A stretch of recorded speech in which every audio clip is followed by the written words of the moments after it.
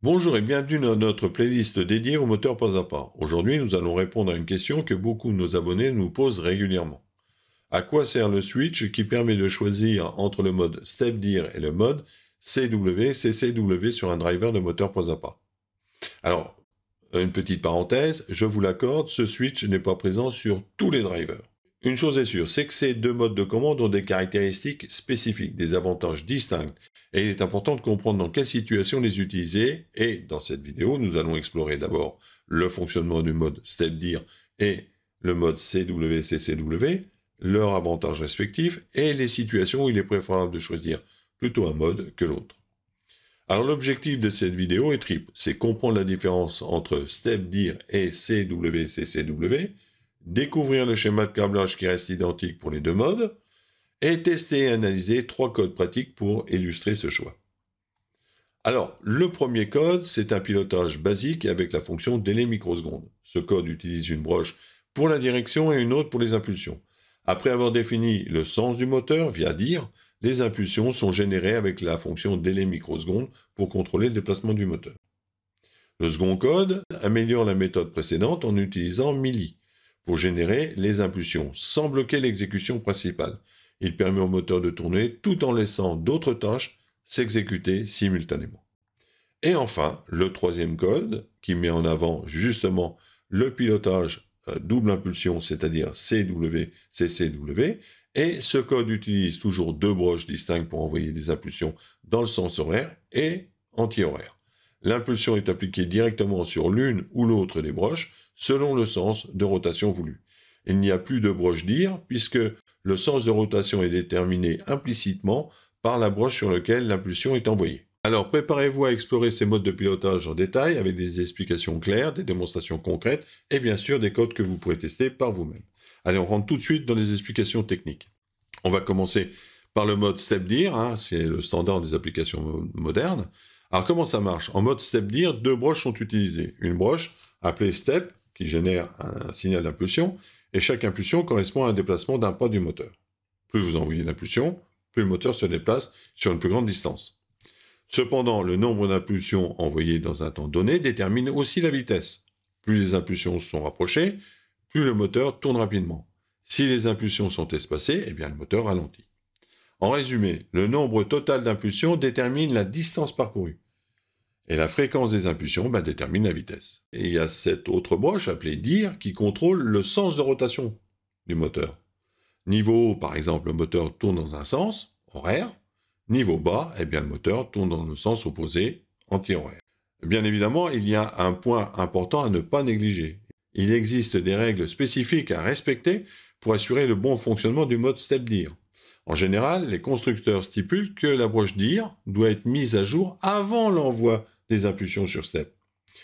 Il est impératif de respecter un délai minimal, c'est souvent de 5 microsecondes, entre la mise à jour de la broche dir et l'envoi des impulsions step. En fait, ce délai garantit une synchronisation correcte et prévient d'éventuels dysfonctionnements. Alors pourquoi est-ce important? Eh bien, si ce délai n'est pas respecté, vous pourriez penser que tout fonctionne correctement au premier abord. Mais dans certains cas, des problèmes aléatoires peuvent survenir. Par exemple, le moteur pourrait ne pas changer de sens comme prévu, rotation à gauche ou à droite. Ou alors, le changement de direction pourrait ne pas se faire systématiquement, voire échouer une fois sur deux. Ces dysfonctionnements subtils peuvent être difficiles à diagnostiquer et sont souvent dus au non-respect de ce délai minimal. Certains drivers sont plus tolérants et semblent fonctionner correctement sans ce délai. Mais d'autres, plus stricts, refuseront purement et simplement de répondre si cette règle n'est pas suivie. En résumé, respectez toujours le délai minimal de 5 microsecondes entre la mise à jour de la broche dir et l'envoi des impulsions sur step, pour garantir une synchronisation optimale et éviter tout comportement imprévisible de votre moteur. Alors après, nous avons ce fameux mode CW et CCW. Alors en mode CW et CCW, deux broches distinctes sont utilisées pour contrôler la rotation du moteur. Une broche dédiée au sens horaire, CW, et les impulsions sont envoyées sur cette broche et font tourner le moteur dans le sens horaire, par l'intermédiaire du driver, vous l'avez bien compris. Et une broche dédiée au sens anti-horaire, et c'est pareil, elle va s'appeler CCW, mais les impulsions envoyées sur cette broche font tourner le moteur, mais dans le sens anti-horaire. Alors dans ce mode, chaque broche est dédiée à un sens spécifique, ce qui simplifie la logique de commande. Tout comme en mode step-dir, la distance parcourue dépend du nombre total d'impulsions, et la vitesse est déterminée par la fréquence des impulsions envoyées sur chaque broche. Alors le point fort de ce mode, c'est la robustesse. Ce mode élimine les risques d'erreur liés à la synchronisation entre les impulsions step et la direction dir.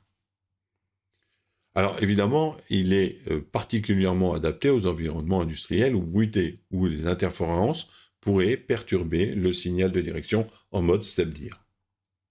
Et enfin, il y a une simplicité logique, chaque broche contrôle un seul sens, ce qui évite de devoir gérer un pré-signal de direction. Alors il y a une limite à ce mode. Ce mode est moins courant dans les bibliothèques et les environnements de logiciels standards. Voilà, c'est la seule grande différence. Maintenant que nous comprenons le fonctionnement de ces deux modes, on va passer au schéma de câblage. Et la bonne nouvelle, c'est que le schéma est identique pour les deux modes. C'est ce que nous allons voir maintenant.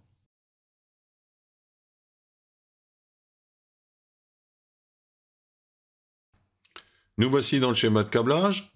Alors, c'est le même type de câblage que sur les autres drivers, des mêmes familles. La seule chose, c'est que ce type de driver possède donc ce fameux switch CW et step-dir.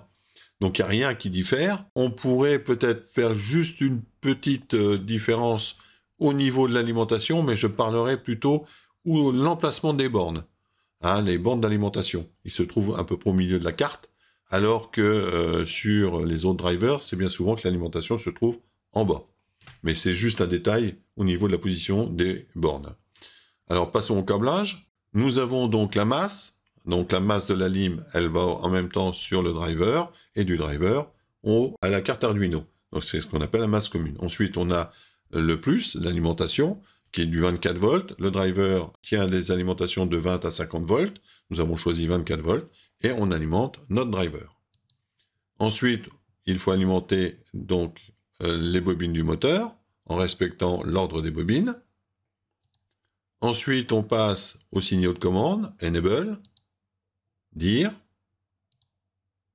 et pulse. Alors là, comme il est câblé, vous allez me dire, c'est un câblage dir step. Oui, c'est vrai. Mais ça ne diffère pas du câblage CW et CCW. Et vous verrez que, hormis les bornes qui s'appellent dir et pulse, et ces mêmes bornes qu'on a documentées sur notre carte Arduino en dir et en pulse, elles vont se transformer en CW et en CCW. C'est tout. C'est juste l'opération des bornes qui va changer. Allez, on passe à l'explication des codes et à l'utilisation de ce mode de pilotage.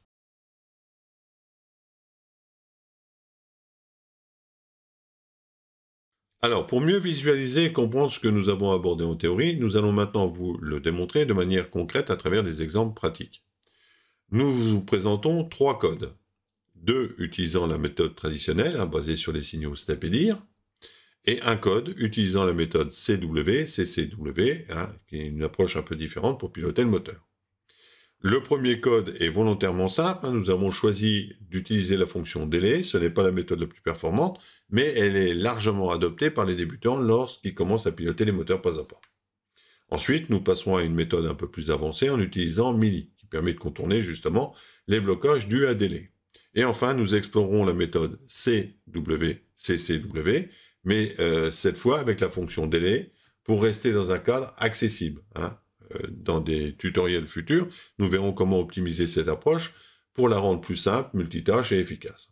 Alors pour ces 3 codes, les broches utilisées restent identiques. Broche d'activation 8, broche de direction 9, broche d'impulsion 10. Pour la partie câblage, aucune modification est nécessaire. Le câblage reste identique, il n'y a aucune modification à apporter.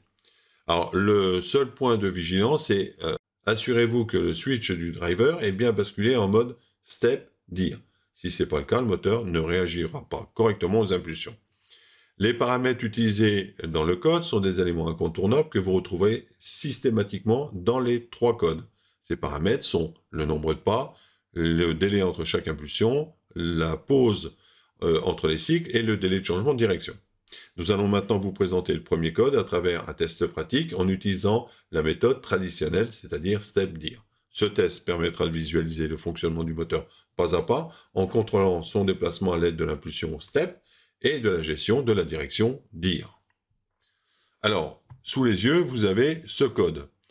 Et en même temps, vous avez l'oscilloscope. Sur l'oscilloscope, le jaune, c'est le train d'impulsion. Le bleu, c'est le signal donc de direction. Nous allons voir, voyez, ici, le train d'impulsion. Et avant, on a envoyé donc le signal de direction. En général, les constructeurs, sur les docs techniques, c'est spécifié que vous avez besoin de 5 microsecondes. C'est-à-dire, j'envoie le signal de direction, j'attends 5 microsecondes et j'envoie donc mes impulsions. Donc ici, on le retrouve là, vous voyez, 5. Sauf que nous, pour les besoins du tuto, on est passé en délai, c'est-à-dire en millisecondes. Si vous le faites chez vous et que vous voulez optimiser votre système, eh bien, il faudra passer sur cette ligne-là, qui est délai microsecondes. Alors ici, je vais mettre 500. Je vais transférer le code. Vous voyez, aussitôt, on voit bien qu'on a déplacé notre point, c'est-à-dire ici, c'est la direction, ici, c'est les impulsions. Donc, on a mis un temps beaucoup plus grand entre les deux. Alors, je vous l'ai dit, les constructeurs, eux, demandent 5 microsecondes. Alors, ici, il y a le délai entre impulsions, hein, c'est pour la vitesse. Donc là, vous allez plus ou moins vite sur la rotation moteur, c'est-à-dire le déplacement et la vitesse. Et ici, c'est le nombre d'impulsions que vous pourrez changer. Et la pause, hein, qui est de 5 secondes, c'est-à-dire je vais en marche avant, j'attends 5 secondes, je vais en marche arrière, j'attends 5 secondes, je repasse en marche avant. Donc voilà, là on peut le changer. Il n'y a rien de très compliqué là-dessus, mais c'est sur les prochains codes et sur les principes de fonctionnement que ça va changer. Alors on passe maintenant à celui qui n'a pas de système bloquant, c'est-à-dire MIDI.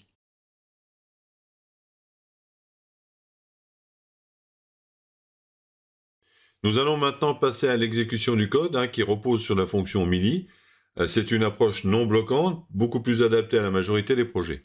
Alors l'un des grands avantages de ce code est sa capacité à gérer précisément l'envoi du signal dir avant le signal step, grâce à un paramètre dédié. Cette configuration garantit que le moteur change correctement de direction avant de recevoir les impulsions de commande. Un autre paramètre permet de définir la durée minimale de l'impulsion step en état haut, assurant ainsi la compatibilité avec différents drivers. Alors, ce code est conçu pour offrir un contrôle précis et flexible d'un moteur pas à pas, en utilisant une approche optimisée basée sur MIDI et sur micro. Alors, contrairement à l'utilisation classique de délai, qui bloque l'exécution du code, cette méthode permet de maintenir le moteur en mouvement tout en laissant la possibilité d'effectuer d'autres tâches en parallèle. Alors, l'un des atouts majeurs de ce code est sa capacité à ajuster différents paramètres, comme la durée minimale de l'impulsion, à l'état haut, le délai total entre les impulsions, le délai entre le changement de direction et l'envoi de l'impulsion step, hein, du signal, la pause entre les cycles et le nombre total d'impulsions. Nous allons maintenant passer donc au test dynamique en modifiant progressivement les paramètres du code afin d'observer directement leur impact sur le fonctionnement du moteur. Alors je vous préviens tout de suite, certains réglages, tels que la vitesse de rotation et la durée d'impulsion, peuvent être perçus visuellement. Cependant, d'autres paramètres, comme le délai entre le changement de direction, donc le dir, et l'impulsion step, ne sont pas pleinement visibles qu'à l'aide d'un oscilloscope. Alors ce test va permettre de valider la précision du contrôle du moteur et d'identifier donc les ajustements nécessaires pour optimiser ses performances. Alors on va voir tout de suite un petit peu l'oscilloscope. Donc en jaune en haut, comme vous l'avez deviné, eh bien, c'est le train d'impulsion. Et en bleu, eh bien, c'est le signal donc, de direction, à l'état haut en avant, à l'état bas en arrière. Donc maintenant, pour visualiser cet écart qu'on puisse régler, eh bien, nous allons aller ici dans délai direction et nous allons mettre ici 500.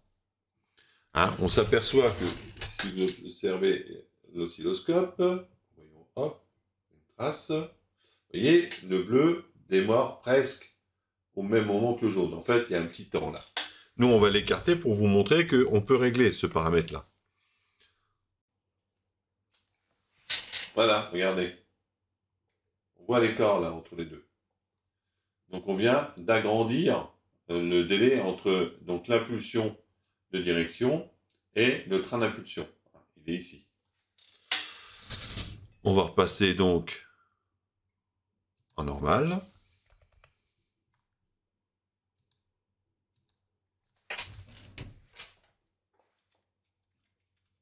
Voilà, et le trait bleu est revenu donc presque dans l'axe du jaune. Alors maintenant, nous allons vérifier le temps de l'impulsion à l'état haut. Alors pour ça, voilà. Vous voyez, là c'est une des impulsions qu'on réalise pour le moteur. On va augmenter donc la largeur à l'état haut. Donc on vient ici. Ici, et on va lui mettre 100. On transfère le code. Et voyons voir ce qui se passe. Et voilà. Vous voyez, on peut jouer sur l'état haut. Donc, d'une impulsion, enfin de tout le train d'impulsion, mais que sur l'état haut. Je vous mets la puissance. Donc là, je vais redescendre d'un cran.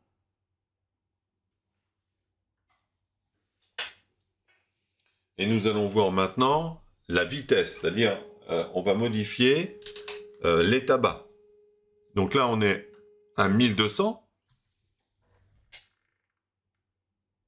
Vous voyez, on a une certaine vitesse et on le voit avec le train d'impulsion. On va se mettre un peu plus serré.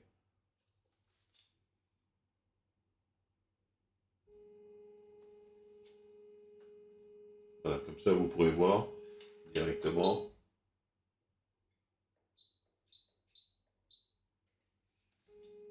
Voilà, vous voyez le temps bas là, ici. Donc nous allons le diminuer pour que le moteur aille beaucoup plus vite. Donc on va ici passer à 600. On va diminuer de moitié. Regardez ce qui se passe. Voilà. On a bien réglé le temps bas.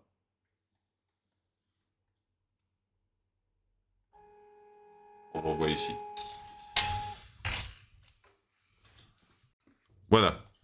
Donc, ce code est particulièrement intéressant parce que vous pouvez vous adapter par rapport à votre driver. Alors, évidemment, là, on peut jouer avec, mais aussitôt qu'on a fixé les paramètres, on les met en dur et puis on les modifie pas en permanence, ça sert à rien. Mais donc ça, vous avez le code complet qui sera donc en téléchargement, comme je l'ai stipulé tout à l'heure. Vous aurez tout un ensemble de codes et vous choisirez un petit peu ce que vous voulez. Alors, pour ce type de code qui est un peu compliqué, pour intégrer d'autres choses, eh bien, nous ferons un tuto dédié, par exemple, pour mettre un potentiomètre pour la vitesse ou les choses comme ça. Nous allons maintenant passer à l'autre code qui nous permet de piloter le driver avec la fonction CW et CCW.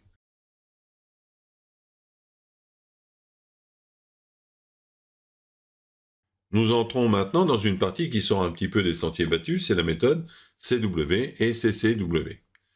À entrer dans ce mode est extrêmement simple, le câblage reste identique à celui que nous avons déjà réalisé, et comme je l'ai mentionné déjà précédemment, cependant une légère modification est nécessaire directement sur le driver. Il suffira donc de basculer un petit switch pour passer du mode Step Dir en mode CW-CCW. C'est la seule opération à effectuer pour activer ce mode de fonctionnement. Alors, grâce à l'oscilloscope, nous allons observer comment les signaux se répartissent entre la bande dir et plus d'une manière qui diffère du fonctionnement classique. En mode CW et CCW, les bornes dir et pulse ne jouent plus un rôle strictement séparé. Chacune de ces bornes peut désormais influencer la direction, la vitesse et le déplacement moteur. Alors sur la borne dir, normalement dédiée uniquement à la sélection de la direction, cette borne reçoit directement un train d'impulsion. Ce signal unique ne détermine plus seulement la direction, mais également le sens de rotation, la vitesse de rotation et la distance de déplacement. Et sur la borne pulse, habituellement utilisée pour gérer des pas et contrôler la vitesse, la borne pulse prend également en charge la direction moteur, la vitesse et la distance parcourue. Ainsi, un train d'impulsion sur l'une ou sur l'autre partie de ces bornes est suffisant pour gérer l'ensemble des paramètres du moteur. L'injection du signal sur dir, donc la borne dir plus et dir moins, provoquera une rotation dans un sens, tandis qu'une injection sur pulse plus moins entraînera une rotation dans l'autre sens, en déterminant implicitement la vitesse et la distance. Alors, pour vous montrer le principe de fonctionnement, nous avons utilisé la fonction délai. Bien qu'il s'agisse d'une fonction bloquante, elle permettra de bien comprendre la logique de ce procédé. Toutefois, cette méthode peut également être mise en œuvre avec Mealy pour un fonctionnement non bloquant, un sujet que nous aborderons dans un prochain tutoriel. Le procédé reste relativement simple, plusieurs variables clés sont définies en tête de code, vous permettant de modifier facilement certains paramètres essentiels au comportement du moteur. Et nous allons voir ensemble sur l'oscilloscope comment se répartissent les signaux. Voilà, on a le code sous les yeux, et là, on a notre oscilloscope. Et on va voir, regardez, là j'envoie un train d'impulsion, donc sur l'ex-train d'impulsion qui était pour le système d'irrépulse, et là par contre on envoie à nouveau un train d'impulsion, mais cette fois-ci sur la direction. Alors on va voir avec le moteur maintenant, je mets la puissance, mon moteur tourne dans un sens, j'envoie mon train d'impulsion dans l'autre sens, et voilà, le moteur tourne dans l'autre sens. Donc cette fois-ci, on n'a pas cette logique lourde à traiter, qui est de dire, il faut 5 microsecondes entre dire et pulse. Là, on injecte tout sur les deux bornes, et terminé, le système se débrouille tout seul. C'est quand même beaucoup plus facile. Malheureusement, tous les systèmes CNC fonctionnent avec le premier principe, dire et pulse. Mais en revanche, en industrie, on utilise l'autre système, c'est-à-dire le CW et CCW. Maintenant, on va passer à l'explication donc des différents codes, mais rapidement, puisque ces codes seront développés dans d'autres tutos.